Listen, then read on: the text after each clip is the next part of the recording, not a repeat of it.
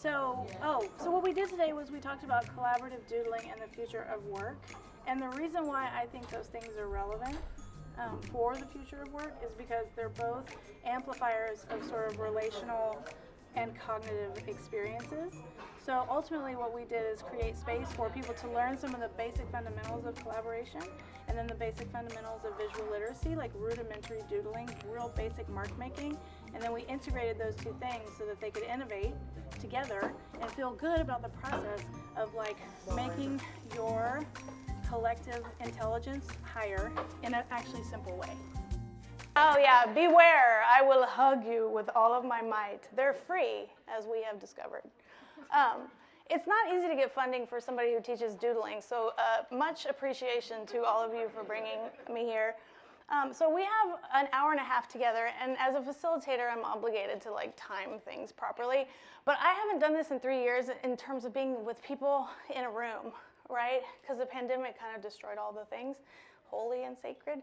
And so I am nervous. You guys, can you all clap so I just feel good? Thanks. Thanks. So we have an hour and a half, and it's very hands-on. So I'm going to set it up with some, possibly intriguing information. But I really like people to instantiate what I teach. So I like people to practice it and embody it, because that's how you really know, So this is about the future of work, and mostly it's about collaborative doodling, and then ultimately it ends in innovation. So you're going to work together, because as it turns out, that's what collaboration is about. And then doodling is really more powerful than one might think. Just out of curiosity, do I have any doodle bugs in the house other than Roy? Like who will acknowledge? Okay, very cool. So y'all are out. Awesome. It's not true for everyone. Amber is my other brain, really. And so she's going to move the slides for me, so every now and then. And also, I might have you do like a random demo, so that's going to be awkward, and it's going to be great. So she's going to move the slides for me, so if you don't mind, my little clicker doesn't work. So just in a nutshell, I use 4 methodologies to get people to think better. How is the sound for y'all in the back? Are y'all all doing things other than participating? Because otherwise, you're going to end up in here. Okay, just FYI, the people in the back. They're going to be so excited, they're going to join. They don't even know it. So I use 4 methodologies to help people solve problems, and they're multisensory and embodied on purpose because actually the human being is 3-dimensional and 4-dimensional, and we need all of those learning channels to really get sink our teeth into stuff. And so I didn't plan that career path, but it kind of found me, and these are the methodologies that I use, so we're going to deploy these today. We need like a secret Winky. Oh, and because of the pandemic, everything went online. So ultimately, I ended up being the innovator in residence at Mural, which is a collaboration software, but I didn't anticipate that. So a lot of those techniques we had to move into digital environments. And Drea, I think you do VR, so we're moving them into VR environments too. So a lot of weird and interesting things happening. And just wanted to acknowledge that innovation is a big part of what I'm interested in. But I'm also interested in y'all. This is actually about y'all entirely and completely. And I'm going to ask you to do things that are maybe out of your comfort zone. If they're not, I wouldn't be doing my job. So there's this concept called productive discomfort. I'm a big fan of it. It's like that learning edge. But you'll ultimately be delighted, and then you'll hug me without me having to solicit it, right? So the path, the general arc of experience, ultimately culminates in you're going to innovate a new candy, which sounds, kind of yummy and also kind of easy, but there's steps along the way that are going to open the channel into innovation, and that's where you're going to end up. But I'll seed that path with some useful techniques. Cool? Everybody's good? Like I said, it could be chaos. I'm not promising anything. When you do collaboration, you don't know how it's going to go, right? So the future of work. So I'm living this right now. Like I said, I'm an innovator in residence at Mural, and so I'm experiencing these different mindsets. There's like an industrial era hangover for many of us that is really about information not being shared and people being in silos. And I'm not saying that that's the culture of Mural, but I'm saying it's the culture of this life and this society. And so there's pluses and minuses to the hierarchical industrial mindset and the collaborative mindset. And ultimately, it's a question of knowledge and information. How is it shared? How freely can it move? And who has power and how is it distributed? Who gets to be at the table and who doesn't? How are decisions made? And how do you care about relationships, right? So in the industrial era kind of mindset, people tend to be non-entities. No offense to all of you in business school. Like, change the world, you know what I'm saying? Like, figure out how to work collaboratively, because the problems that we're facing are going to be chaotic, complex, and complicated. So we actually are going to need collaborative intelligence as a literacy. That's what I've been observing very intimately and closely. So that's why I want to play with it. I just want to see how we can make it go. So hot tips. So I've noticed you can dig deep into the literature on collaboration, and what I've noticed is that it can get very heady very quickly. But if you actually watch people collaborating, the ones that are really, really skillful at it, I kind of distilled it. And also, this is just my partial perspective. So if you guys have a different point of view, I want to hear it, right? But what I observed is 3 main qualities. And those are the qualities and attributes that I'm hoping to kind of summon in the activities that we do together. And it's not about perfection, it's about practice, right? Like, I had to learn this too. I was raised in similar environments as you guys in like hierarchical K through 12 structures. So I had to learn it too, and it can be learned. And when you do, it's quite joyful. But long story short, curiosity is being receptive to other people's ideas and insights, so you don't come knowing. Like, we like to know everything, especially when we're super educated and smart. You know, we're like, oh, I have the answer. And really great collaborators they have the questions. They don't have the answers, okay? And making space, it seems so simple, but this is actually, when you see teams working, there's typically 1 or 2 dominant voices, and so the collective intelligence of a group does in fact decline when you don't make room for everybody at the table. Do you guys remember Ann Richards? Like, I'm from Texas, so she's like one of our legends. I read this quote she said the other day, and it said, if you're not at the table, you're on the menu, right? That's Ann Richards for you. So great collaborators make space for other people, even if they're quiet or they have different like neurodivergent styles, they make room because the collective intelligence will increase. And finally, they do yes and. How many of you know yes and? Oh, that's amazing. Bless all your souls. So it's a mind state. Yes and is a mind state. And it's basically when your nervous system is not reactive and is in fact responsive and connected. And it is not, we are naturally scanning environments for threat all the time, so it's not something that you can just readily drop into.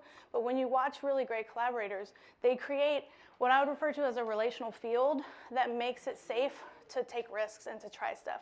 And that's a practice. You can practice this. So we are going to practice yes and. We're actually going to practice all of these.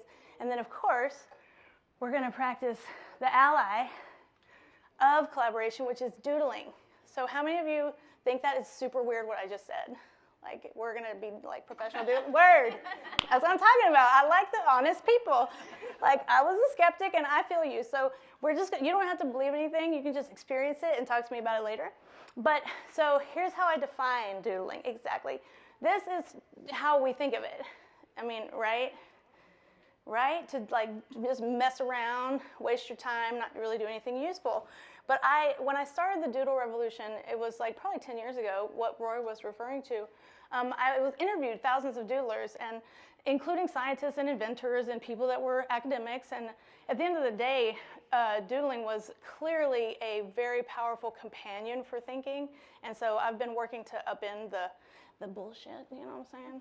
Just to be clear. So here's the real definition of doodling. Do they beep stuff? Is this live? I don't understand. I can't promise anything, like I said. So this is what I discovered people were actually doing when they were doodling. They were making spontaneous visual marks to support cognition. And that's potent and that's powerful. And as it turns out, it's a native language. It's very natural for human beings. And there is, in fact, that's the truth. #church. And then I want to just emphasize this, and then I will tell you all the 3 big gifts. So when you start to unpack what people can do with doodling and what happens to the brain and the body, I broke it down into these 3 areas, which is pleasure. So some of you were experiencing this right now before this event at Doodle Fest, right? Like maybe you had anxiety a little bit, or maybe you thought it was weird. But at the end of the day, when you just drop all the ideas about it and you try it, people find it to be really meditative. Have y'all heard of like Zentangles, or you know, Roy, like right there. And those things are all happening in the mind and the body. And then cognitive power. So When I first started, there wasn't a lot of research around doodling specifically, but there was information about spontaneous visual language. And so these things are actually accurate and true, that you have increased information retention, creativity, insights. Like literally, well, I guess you can write a book about it, because that is what I ended up doing, because there's so much to say about it. And it's so potent, and billions of people throughout time have been doing it natively. Like, you can't stop people. You can shame them out of it, and you can give them what people call art scars. Drea, I hope you surface without those, but they happen. But you can't really suppress it, because it's as natural as breathing or singing or dancing. And so the other one is, the last big gift, is organizational. So when you start to nest doodling inside of those methodologies I described earlier, game thinking and design thinking, then it's like explosive in terms of problem solving and system mapping and understanding processes so that you can change them, right? So that you can leverage them. So it sounds silly, right? And I get it, and I hear you, and I'm with you too. But I think we're going to practice and just see what happens, you know? Because ultimately, the future of work is going to require collaborative intelligence. It is. And in order to support collective thinking, visual language between people is huge. It's just huge. So let's start here. And y'all actually already did. So just if you ever get lost or like intimidated by thinking you have to know how to, quote, draw, this alphabet is like a fallback. So if you show the next slide, it's just 6 forms and fields, and you know them instinctively. You know them genetically, actually. So we don't have to reverse engineer it. But so like, just do me a favor and like unpack this coffee cup. Like notice, and you can flip back to the visual alphabet for a second. You see these point, line, angle, arc, spiral? Those compose every single drawable thing in the universe, and in your imagination, and in your mind's eye. So you don't have to be more sophisticated than this basic alphabet. So like, just do me a favor and draw a coffee cup, your own version of one. And as you do it, think about those different individual forms and flows. Cool? I know y'all already did more sophisticated stuff, so that's kind of awesome. Wasn't there another skeptic? I want to find that person. There was like 2. I love those people. I was that person.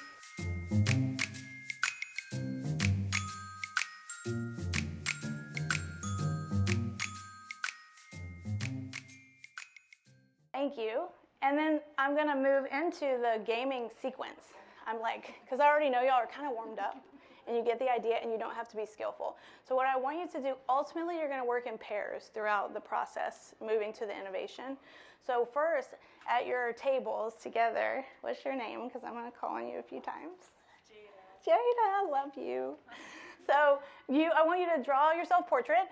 And you can do it like stick figure, don't sweat it, and then draw 2 emotions, like write 2 emotions that you're experiencing right now, and then tell the people at your table what they are and why, and just go in circles. That's amazing. That was fast, girl. So you get the idea. Your name, your self-portrait, 2 emotions, and then go around the room and just tell people what you're feeling and why. Yeah? You have like 3 minutes, so don't make a big stink of it. Yeah, well, that one's kind of awesome, so you could just add your emotions to it. Yeah, unless you want to do a simple one. Can you simple it? Because you might have too much talent. That's always a problem.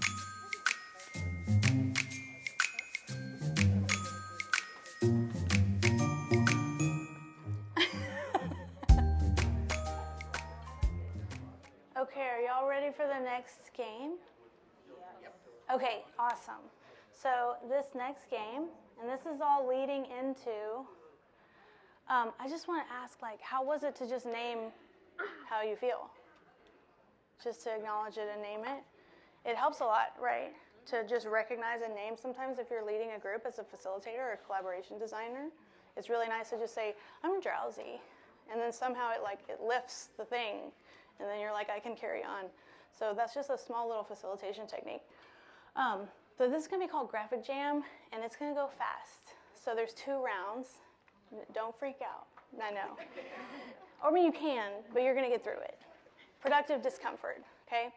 So there's 2 rounds, and the intention of this is to warm up your visual cortex, right? So this is like a literacy, remember. So it's like a muscle you're stretching. So I'm purposely asking you to warm it up and not to overthink it with your inner critics and your analysis and all that hoo-ha. So 2 rounds, and you're going to do them at tables. And the first round is going to be more gentle. and the second round's not. Okay? And I'm going to, how it works is I'm going to call out a word, and you're just going to draw. Like, if you want to use the visual alphabet to sort of deconstruct it, or you just want to go for it, that's cool. But I'm just going to yell out a word, and I'm going to let you do the first 5 words, like, kind of at your own pace, you know, but not like, you know, forever. But you know what I'm saying. And then the second round, I'm going to time it, and I'm going to yell at you, and it's going to be scary. Okay? You understand? Terror. Yeah, stressful, exactly. Okay, are y'all ready for the, oh, sorry, I forgot one instruction. After you draw, I want you to pass them around so that you see everybody's versions of the word. Okay? Any questions? All good? But we don't know how much time we have for the first one. Correct, and I'm just going to be like, next word, and I'm going to do it lazily. Yes? Can you speak up just a little bit, please? Sure. Drea, can you turn up my... I sure can. Yeah. Are you worried you'll miss the word and then you might lose a point? Yeah, you don't want that trouble. It's understandable. Do we have perfectionists in the house? Recovering perfectionists. Okay. How's that? Is that better? Okay. Are y'all ready for your first word? Very good. Now just take it nice and easy. Okay? Clock. How hard can it be?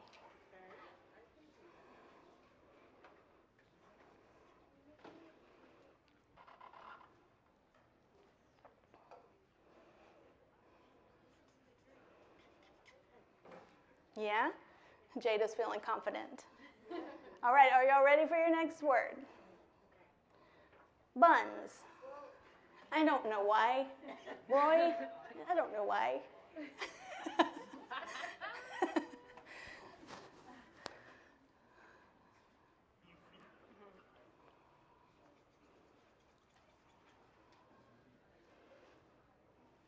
Ready?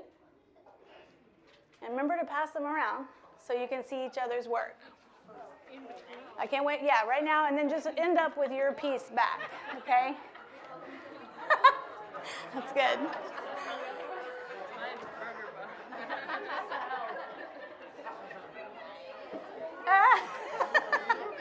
Oh, she did double buns. That's good. I kind of can parse an audience by who does like burgers and who does like a butt.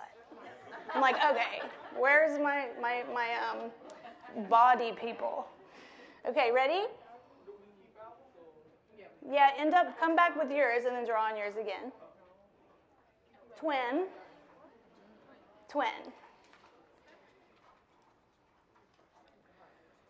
And remember, it can be abstract. It doesn't have to be literal.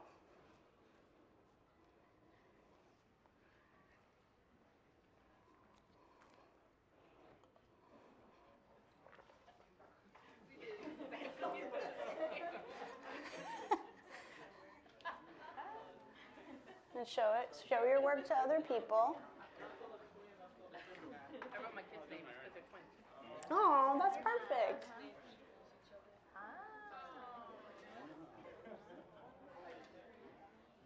You ready? Not yet, huh? Okay. Yeah, pass it around, please. So you can see all the different representations. Okay. Okay, next word. Are you ready? Customer. For all you MBAs. Mm-hmm. So somebody, hold up somebody's at your table that you're really into. Show me one that you really like. Whose is it? Oh, are you showing me the Buns one? The 3D realistic bam. I call it the Rotunda. It's a misuse of a word. So whoever drew those 3D buns gets a book. That's very special. I applaud misbehaving.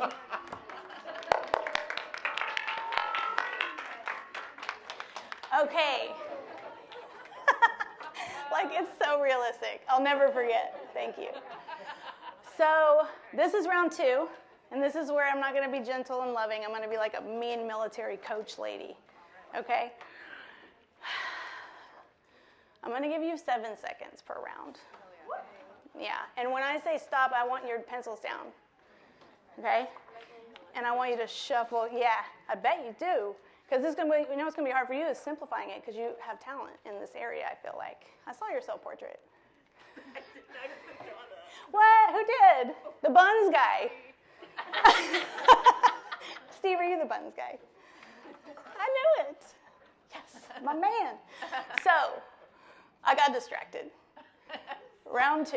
You're going to have 7 seconds. And I'm going to yell, and I'm going to tell you to stop. And when you stop, I want your pencils and markers down, okay?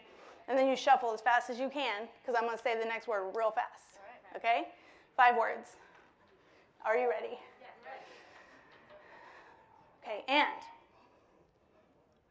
lights, go. 1, 2, 3, 4, 5. Okay, pencils down. Next word, go. Clean, shit, clean, go. Oh, I'm sorry, I cursed with the children. Yeah, clean. Not clean. Pencils down. Next word. Brand. Yeah. Y'all aren't even shuffling. Okay. Next word. Ready? Juggernaut. Yeah.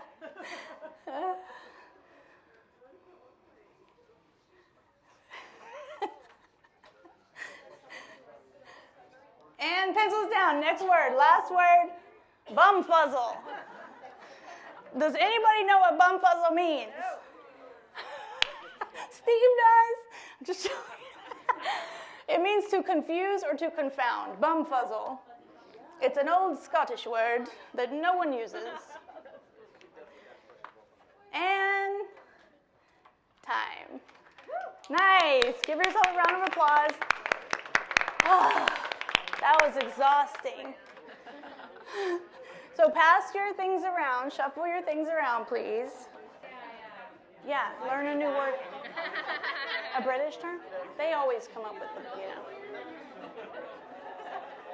Awesome. So what did y'all take away from that experience, other than that I am a terrible person? It was? It was stressful for Jada. Why? Less stressful. Oh, less stressful. Why was that? Because I didn't have time to think too much. Yes, she didn't have time to think. Did I do that on purpose? You know? Because what happens when we try to when we have time to start the inner workings of the machinery, right? And yeah, exactly. Especially at this school, right? Aren't y'all like type A? Yeah. World-conquering peoples? So that's that can be in the way of collaborative thinking because sometimes collaboration is really messy and it doesn't really accommodate perfection and you don't get to know what's going to happen. So sometimes you just got to shut it down and go and trust that an emergent thing will occur and that there's value in that. And it's not easy to do. I'm not saying it's easy to do, but I'm saying it's really, really useful. So I just wanted to reassure y'all because you can take the visual alphabet in this game kind of deep. And we're not doing that today because I want to move y'all into some other activities related to innovation, but I did want to show you. Oh, thank you. So just for example, it's not as complicated as you think. People often think there's like one perfect icon or one perfect symbol, and then they're going to nail it, and everyone's going to know, what it means. And if you look at this, the truth is, there is so much flexibility when you're pairing language with visual language. The brain will just anchor the two together. So you can just caption something. I mean, look at this one. This one, there's some of my favorites. This says red wine. She had a red marker, but there's no red in this icon. But nobody cares. Who cares? It's not a big deal. This one, attractive men. Unclear. Like, what? But she put the caption and then I got it, right? And that's how it works. That is how visual language works. You just, people will codify in a meeting, like if you're in a group problem-solving session, they will codify it right out of the gate. If you just give them a legend, they'll be like, oh, light bulb means shenanigans. And then they go with that for the duration of the experience, and it's fine. I should have put shenanigans as one of the words. What would y'all draw for shenanigans? So if you do find that you want to explore visual language further, don't give yourself too hard of a time about not nailing it and getting the right graphical user interface because it's so flexible and fun. So that expression, a picture is worth 1,000 words, that flips. A word is also worth 1,000 pictures, right? So, awesome. Give yourselves a round of applause. You survived it. Are you awake? Like, are you drowsy? Now you're in love with me? You want to give me hugs? So, okay, remember when I talked earlier about the yes and state of mind? And a lot of you seem to have a connection with that. Can somebody just say what your connection to it is? I'm just curious. Don't be shy. Yeah.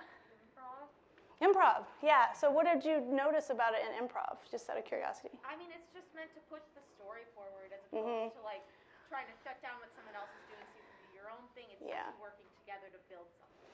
Did y'all hear that? So she's saying it pushes the story forward, so it helps you advance the progress together. Instead of like shutting something down, you build something together. That's more powerful than people might imagine. Yes? I try not to use the word but in conversation or in writing because to me but means disregard what I just said. Yeah. I wanted to tell you what I actually think. Right. So in thinking about yes and, like it moves the story forward. It's stronger language. Totally. Yes. Did y'all hear that? Pretty well. That she tries to avoid yes but because it has these sort of, and I'm putting words in your mouth, but it has like a dampening effect on what's possible. And that is a visceral, felt, embodied experience when we do the top two things, no and yes but, and then we do the yes and. So I actually want y'all to experience it, and the reason I want to seed this is because when you move into this innovation space, ideally you will become mindful of which state you're in and consider the possibility of shifting back to curiosity and back to receptivity. It's normal to move into the but. My husband is like a master at this. Poor Amber. All weekend she's been like, oh my God, the two of you. Because I'm always like, yes and, honey. Yes and, you know, because he's a scientist and an analytical person. So, which doesn't mean anything, Carrie. This doesn't mean anything. So here's how the no game is going to work. I want you to think of your dream vacation, where you would just, your bucket list, where you would love to go. It doesn't even have to be on Earth. It could be like in Willy Wonka. I mean, I don't care. Dream fantasy world. And you're going to go around the table.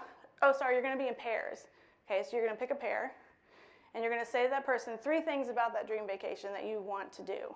And the first round, they're just going to say no every time. Okay? So pair up in twos.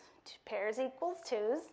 And dream vacation, 3 sentences. Do you want an example? Yes. Okay. So, Amber, will you do this with me? Yes. Yes, and thank you. Okay, so my dream vacation, let me think about it. It does not involve freezing. Okay. I would love to go to Croatia. No. Oh, that hurt. It actually hurt. And when I get to Croatia, I want to drink their national beverage. No. And I'm going to forge forward, and I'm going to go anyway, and I'm going to get on I'm going to meet a Croatian husband. No.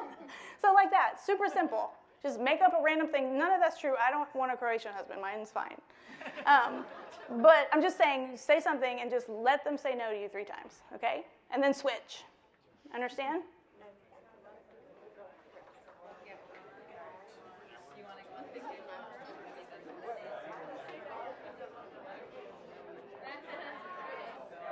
Remember to switch. Did y'all switch? Did everybody go? There's a lot of giggling for no. I feel like y'all started saying yes or something. So yes, but, okay? So yes, but, like she said, it's like where you pretend that you're into it, but secretly you're shooting it down, okay? So this one's going to be like, oh, you have a solution for a problem, like traffic or whatever. And you're going to pitch that solution to the person, and they're going to say, yes, but blah, blah, blah. Do y'all want a demo? Yeah. Okay. Okay, so I have figured out how to solve traffic, and I'm going to eliminate vehicles. Yeah, but what are we going to do without vehicles? Well, we're going to use like a beam me up, Scotty kind of technology, so we don't really need them. Yeah, but I don't know how that would actually work. Right, but that's what we're going to figure it out, right? So I have this idea. I've actually drawn this prototype, Yeah. And I'm going to pitch it to Elon Musk, who is like a dicey at best, but that's fine, right? Yeah, but how are you going to even get in contact with him? Right? So like that. So they're like, they're taking it in, but they're doing the thing. Thank you. And then do that and switch. You can do it for your dream vacay if you want to just perpetuate that one. That's fine too. Oh, you can just invent a problem that you were going to solve. Or you can use your vacation.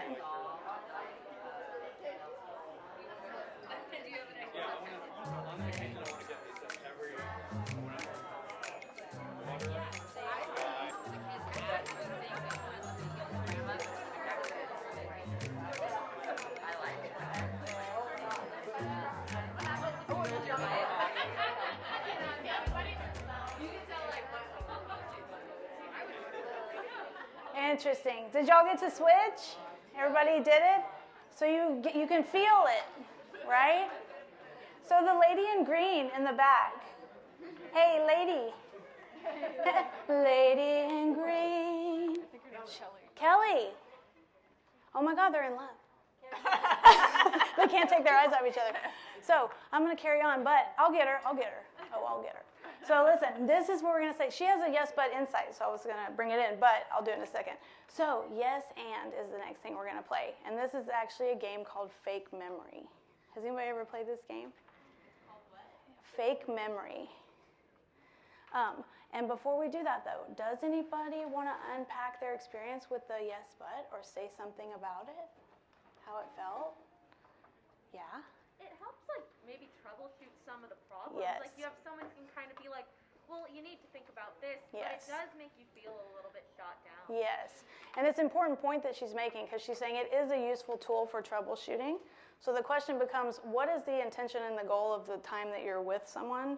So if you're coming to someone with the intention of amplifying or augmenting an idea and they start doing that, it's just contextually not appropriate. And the problem is most people can't do anything but that, right? So it's like a unlearning that's required. And that's why it's worth practicing, because whether we're not even conscious of the fact that we do it all the time, like we're skeptical or we say, oh, that's been done before. I mean, there's some great comic strips about just like pitching an idea in a bureaucracy, right? Because it's just going to be shot all to hell. Now, this table of children, my cursing, I don't know what to do, you know? It's like my love language, and I'm so torn. Okay. I'm very aware of you guys. I'm so sorry. Oh, my God, help me.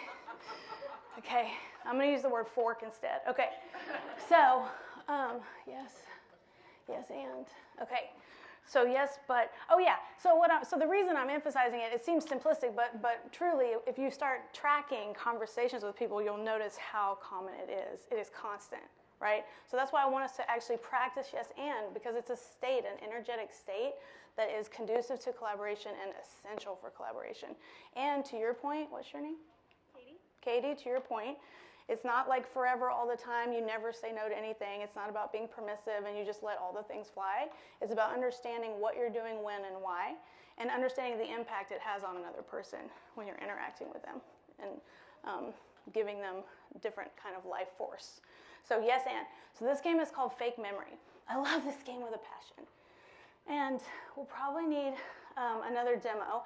And this game can get really silly. I mean, a lot of, when I'm doing just experiences like this, we don't need it to be practical all the time. Like, the intention is to sort of expand it so you can feel the edges of stuff. So this game's called Fake Memory. And how it works is you get in your same pair, because these pairs that you're in is your pair that you're going to innovate in. So I need y'all to create this yes and relational space, and then you're going to move into the next parts of the game. So, Fake Memory. So it goes like this. Remember the time when blah, blah, blah, right? And then that person goes, yes, and when then blah, blah, blah. And then you go, yeah, and then blah, blah, blah, blah, blah. And it's like, whoa, and then you get like more and more expansive, and then at the end, you go, and that's how we blah, blah, blah, blah, blah. And then you clap really hard for each other. So, let's demo. Okay. All right. And you can do it as many times as you want until it comes to a natural close, okay? Amber, remember the time we went to Croatia? Yes, and you met that guy. Bam. Yes, and he was a handsome Croatian gentleman. And I said, "Do you have a scooter, sir?" Yes, and he didn't have a scooter, but he had a big motorcycle. What? Even better. Yeah. And I rode the motorcycle, and it was so big that all three of us could get on it. You were there, and we went up the mountains, and we saw the view like I've never seen. Yes. Remember? And there was a double rainbow. What? Yes, there was a double rainbow, and at the end of it was a pot of gold. Yes! Yes. Oh, yeah. Yes. And then we blew all the gold. Big night out in Croatia. And that's how we became broke. So then that's how you end it, right? You just end it. You just go with whatever. Thank you. Well done. Bravo. Right? It doesn't have to end like your greatest thing ever. You just have to keep saying yes to whatever it is that happens, and you don't know where it's going to go. I was like, my poor husband, is this live broadcast? I keep making jokes about husbands. He's like, what is your deal? I'm so sorry. I don't have good manners. So, but y'all understand. Okay, very good. So do that and then switch. And just let it come to a natural close. Like you can go as many rounds until you feel like there's something. And that's how we became whatever. And then you clap super hard for yourselves, okay? Okay, carrying on.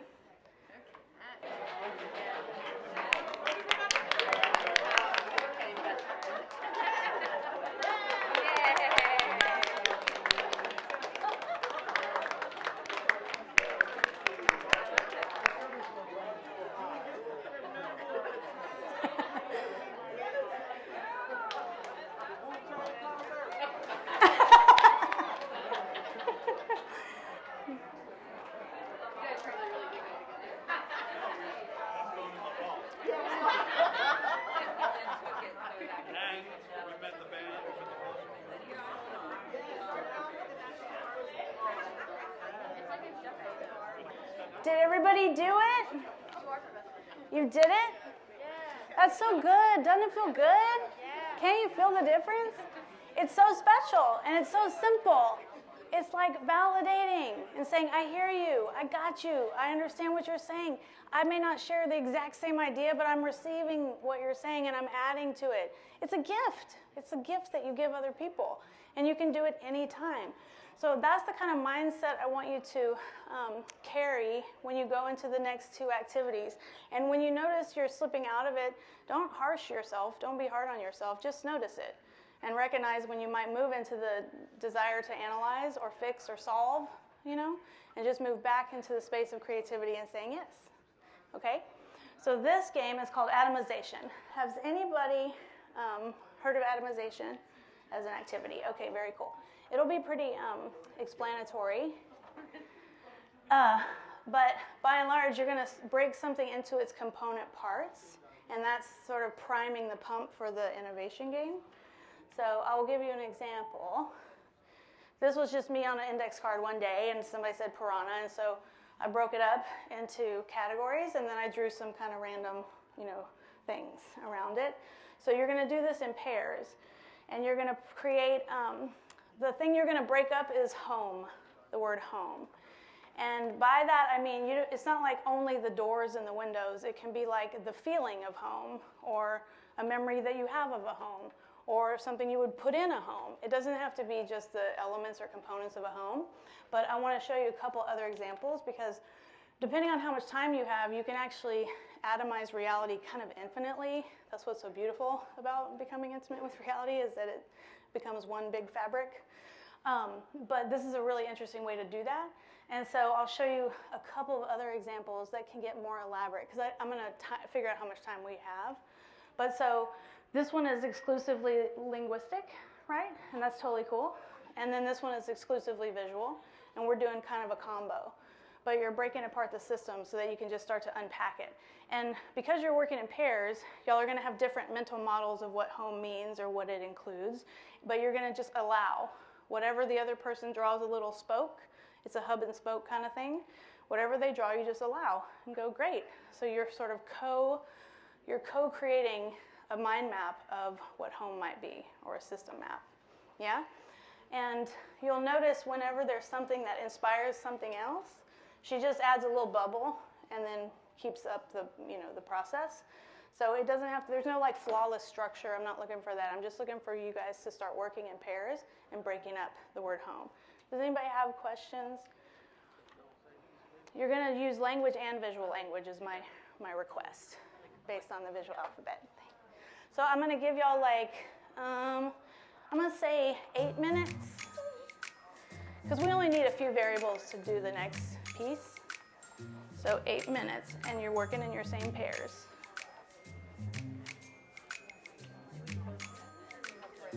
Oh, and Roy, can we play music? Yeah. This is from your... On my computer? Okay. Time.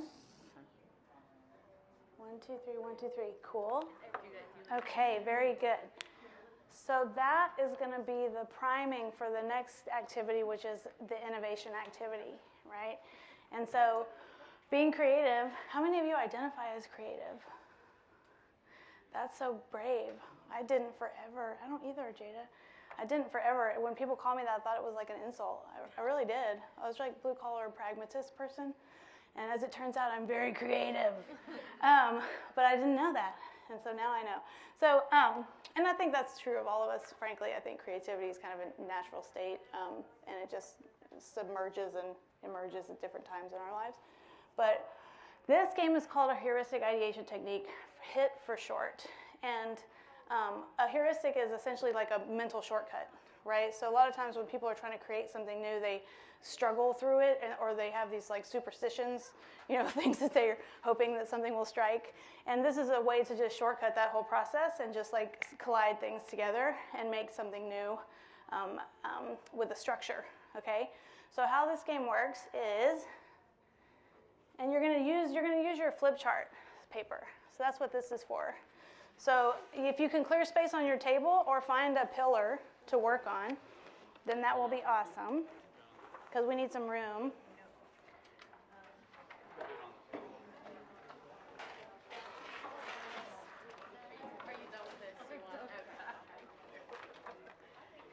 Yeah, don't put your paper on top of the cheese.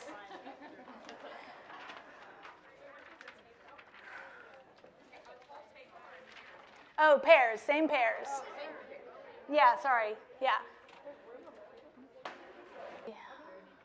Does everybody have Flipchart paper? Okay, cool. So when you get it, just draw a 3x3 grid on your paper. About this size. See this size? About that size. You can go bigger, and that's cool. 3x3? Mm-hmm.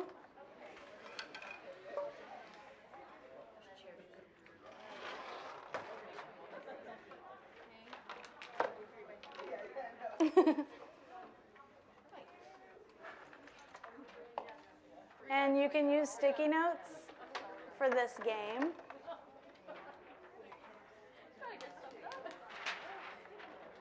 Very good.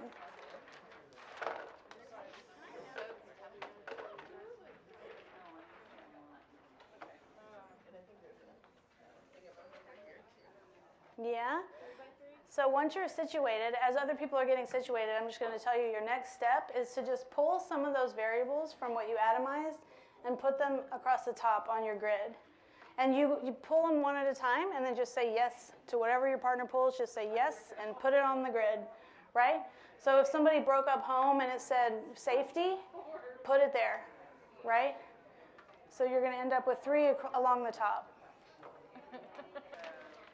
So your partner and you alternate pulling one and putting it across the top. You know what I mean? Candy, don't overthink it. One piece of candy, like Nestle Crunch Bar, whatever. Twix, bam, put it on there. You know what I mean?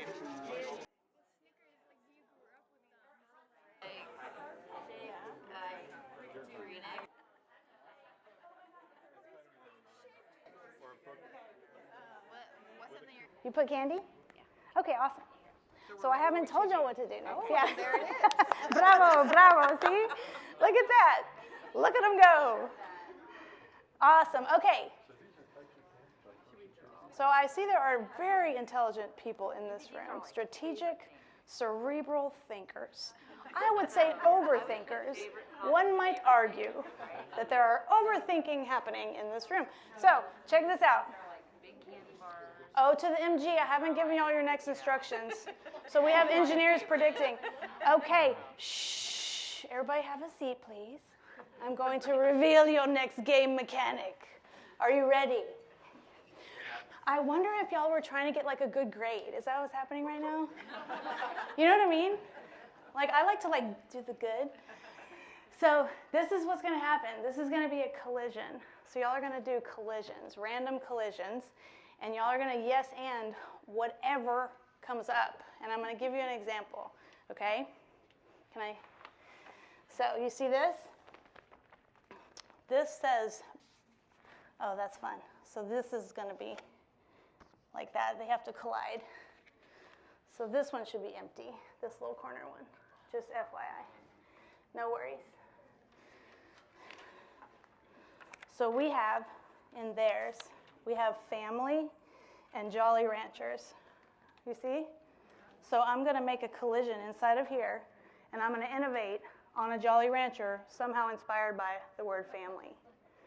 So maybe, and I'm just spitballing, I'm just going to make up a bunch of weird ideas. Oh, it's a pack of Jolly Ranchers that is in a circle, and they're all bonded, and then families can like break them off and give them to each other. New candy. See what I mean? It does not even have to be rational. In fact, the less rational it is, the more wonderful. So absurdity is welcomed. Okay, I'm going to do another one. Are y'all ready? Peanut butter cups and pets. Somebody give me one. That's a good one. Peanut butter cups and pets. Drea, I want it. I want to hear it. Peanut butter cups and pets. Don't be smart. Just be fast. Peanut butter cup shaped like your pet. Peanut butter cup shaped like your pet. Bam! Right? It's not that hard. But what happens is if you do these collisions over and over and over, you start coming up with amazing ideas. Some of them are actually viable, okay? So don't overthink it. I want you to yes and the hell out of this thing. I don't want you to go, that's not possible. Nobody makes that technology. I don't even like Jolly Rancher. I don't want to hear any of that. I don't want to hear any of that. I want to hear y'all go, bam, done. Like Twix, and I'm giving y'all ideas, so y'all can write these down. Twix and reading. Awesome. Twix and reading. Amber. A book made of Twix. A book made of Twix. Perfect. Perfection. A book made of Twix, right? So since you atomized it, like if you atomized it and you said, oh, caramel and a Twix, you're like, ooh, a book that melts in your hands, and then you eat it. I don't care. It doesn't have to make sense. I'm trying to, what do you call it? I'm trying to subvert your logic, okay? So just say yes, and I'm going to put a timer on it because I can tell already this tough crowd, you guys are going to be like, is it, but how does one, like, no.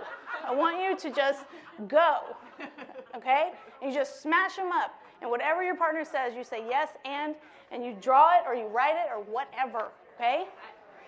I'm going to give you guys, how much time? Okay, you have 10 minutes, okay? And when you get one you like, clap. Clap it up. Yay!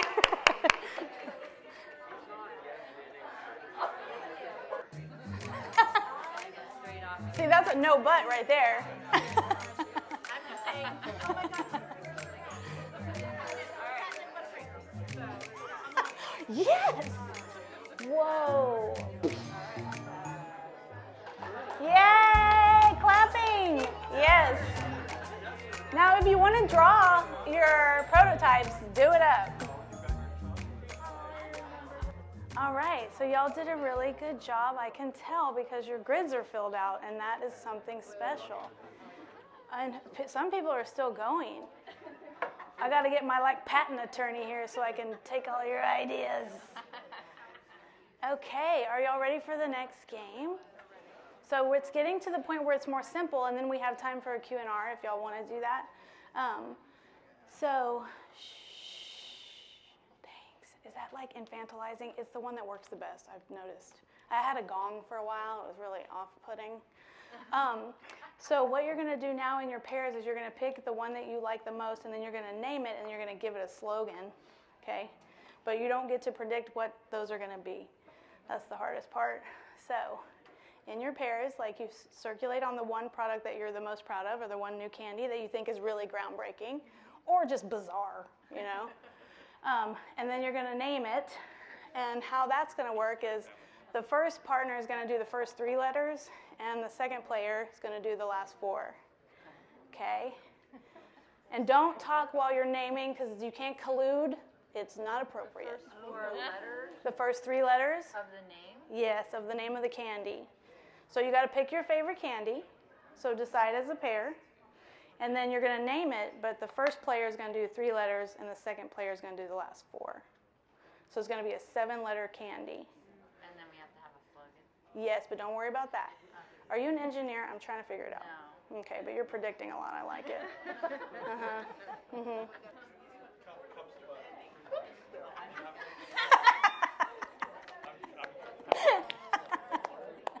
That's awesome. Okay. Once you named your candy, then you got to do a slogan together, okay?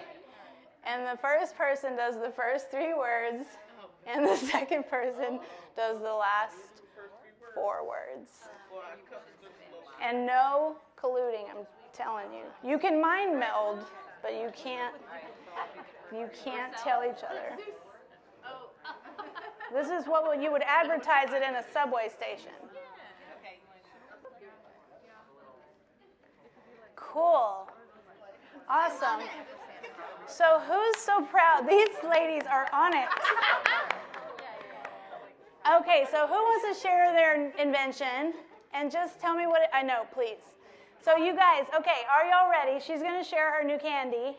Tell us what the 2 variables were that you smashed together and then what it is and all the things. So we smashed together love and sour sketty. Love and sour sketty. Love and sour sketty. So when you eat it, it hurts your mouth like a broken heart. When you eat it, it hurts your mouth like a broken heart. What is it called? It's called the anguish. The anguish. That's perfect. Anguish. See, yeah, go ahead. It hurts like hell and tastes like it. It hurts like hell and tastes like it. That's nice. Who was your partner on this thing? Bam. So what's cool about that is that, well, everything is cool about that. Like Valentine's Day for haters, right there. Bam. Yes, the anti-Valentine's Day. Yes. God, it's good. So what's cool about yours is that I don't think you colluded. And so she and her partner, their collaboration actually ended in something that was viable and doable and made sense. Whose did not? Did anybody come up with one that did not? Just like be brave. You get a book for that, genius. Yes. Yeah. So whose was like, did y'all all do great candies? That could be true. It's not great at all. Okay, tell me about yours. Tell me about one that was kind of like, yeah, it's okay. It was peanut butter cup. Stand up. She didn't have to stand up. I know, because she was speaking loud enough. Okay, it's peanut butter cups and Easter. Peanut butter cups and Easter. Seems like a good matchup. Okay. So what else you want to know about? What's it called? Cupster. The cupster. So far, so good. The cupster. Okay, what did you smash up to get? It was peanut butter and Easter. Okay, got it. Cupster. Okay, what'd you call it? What's your slogan? A basket of Cupster says Easter best. A basket of Cupster says Easter best. That's genius. That is good. See, that was supposed to be not good. We didn't think that You're not. You didn't think that was so good. That's awesome. So you also get a book because I made you stand up. Yay! Yay. So what's the takeaway other than just fun and, ideas and stuff? I mean, I don't have like one. I'm just curious what y'all's takeaway is. Work together. People can work together. It's better when you get to work together instead of independently. It's better when you work together instead of independently. What else? Collaboration doesn't have to be painful. Yeah, collaboration shouldn't be painful. It's actually not collaboration if it's painful, right? What else? Mashing up 2 separate ideas can bring you something new. Yes, mashing up 2 separate ideas can bring you something new. So simple and so powerful. Mark, yes. Maybe it's easier to be creative when you're collaborating.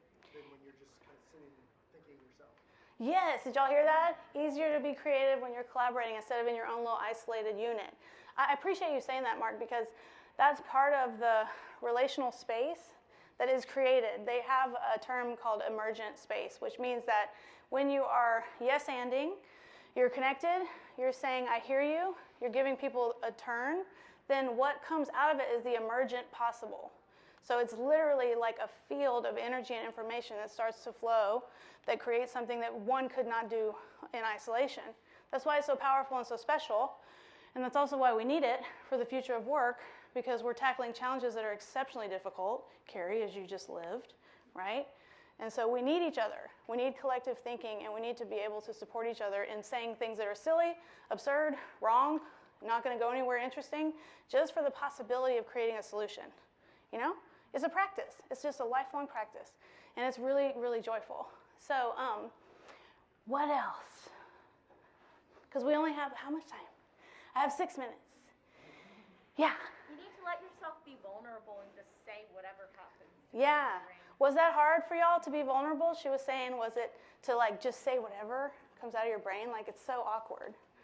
I mean, I'm talking about Croatian husbands. That is not appropriate. But it just, you know. And the thing is, when people go, oh, cool, no sweat, yes and, right? It does take courage. It does. And that's why the safe space in between is essential. It's not a nice to have. It's critical. And that can be created with some of these activities, right? So we start to get to know each other and play with each other and dance with each other. And that is a practice, and it's really powerful. And also visual thinking is a real ally for that, right? Because once you start like not focusing necessarily on just you and me and how smart we are, and we just look at the same image and the same model and we start playing around with it, it softens those barriers between people, and it gives them something energizing and interesting. And so that's also why I wanted to integrate collaboration and doodling together, because together it's like amplified in a really significant way. Yeah. I think we also sometimes get hung up on what a lot of our conflict, not here but just in the world, is in attaching different meanings to words. You might not even disagree. Yes. You're attaching different meanings, so you're starting from different like axioms. Absolutely. And you don't even know that you are. Yes. And so the doodling and the imaging can really help to work through that. Yes. And have the collective meaning. Absolutely. Did y'all hear that? Like when you slow down and sort of parse something, that's why atomizing, you could use it for a definition. So you could say like, what does that word mean to you before we make a bunch of assumptions and then plow forward, running over each other and create the reactive state. We actually create the reactive state unintentionally. Then slowing down and parsing just a definition can change the whole route of the conversation, you know? So that's really a powerful thing to say, because language is such a mess. And visual language is so clarifying, you know? Thank you for that comment. That's really helpful. Yeah? I was just going to say that having markers and paper in front of you is so awesome. Like clap for markers and paper. What? Like the most ancient technology, and it's still fantastic. I know adapting to digital environments is challenging. It's interesting to explore and test and so forth, and there is a lot you can do, but the analog tactile, I don't think it can be replaced. I mean, even in VR, I don't know how much you've done experimentations. It's still, you can feel the absencing of things. So it is, I love getting my hands dirty. Love it. Cool. So was that the greatest day of your life just now? Good, that's awesome. Well, thank you. So I will be here. I mean, I have 3 more minutes if there's any burning questions, but I'll also be here for a little bit longer afterward if you want to ask. Or like doodle me something. Doodle me this. Yeah. Can you talk a little bit about how you apply this, like to like around the world and like in an actual normal environment? Yeah. So if I go back to let me say a couple things. So I'll do one that's kind of cerebral, which is like as a game facilitator and a design thinker and a visual thinker, I'm often, like a client will call, or, you know, and you can do this work obviously in any industry, anywhere, any place, anytime, but I'll often think about what kind of thinking moves I want people to make. that will attend to specific problems. These are thinking moves from the Harvard education project. It was called Visible, Project Zero, Visible Thinking. And so it's just like a lot of times I'll think metacognitively, like what is it that I want them to do? And then I'll figure out some activities that will actually support them in doing that. And then I'll sequence those and it will solve a problem. So the problem might be Red Bull, for example, wanted to innovate a beverage, right? So it's like, okay, well, let's design a 2-day experience where they come up with a new beverage that's actually go to market, possible. And so that's just one example. But like, I can't emphasize enough how powerful it is when you create environments. And the relational piece is a big deal, right? So if people move into fight, flight, freeze, faint, your outcomes are going to be significantly impacted. So that does matter, probably more than anything else, to be honest. But once you activate it inside of like simple things, like rudimentary, these are pretty simple games, what I call games, thought experiments, then you can just apply them to a variety of different problems. Does that help? Does that make sense? Yeah. So I know I look like the doodle lady, but I do things that are important sometimes, you know what I mean? I mean, whatever. So awesome, thank y'all. Come see me, come give me a hug, they're free, and I'm here. So appreciate it.